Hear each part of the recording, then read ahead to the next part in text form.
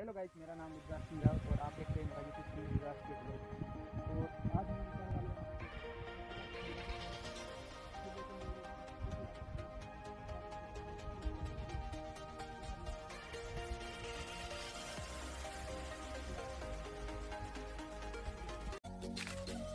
तो गाइस मैं साइलेंसर को खोलता हूँ, फिर दिखाता हूँ स्टार्टिंग में कैसे इसमें आवाज़ आती है, कैसे किस प्रकार का रहता है।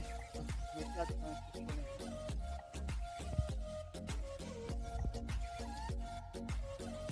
इस मेहनत के लिए एक लाइक और एक सब्सक्राइब जरूर कर देना।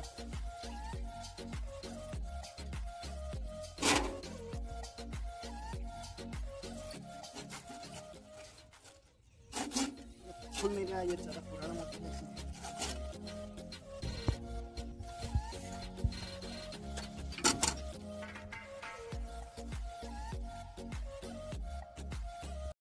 मैंने साइलेंसर खोल दिया और अब आपको मैं दिखाता हूँ स्टार्ट करके कि कैसे आवाज़ आती है ट्रैक्टर की।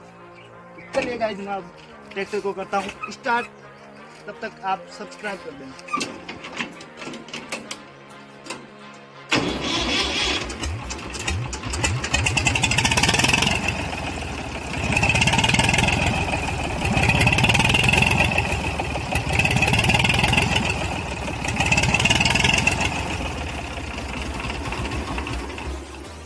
ऐसी आवाज़ आती है जब हम ट्रैक्टर का साइलेंसर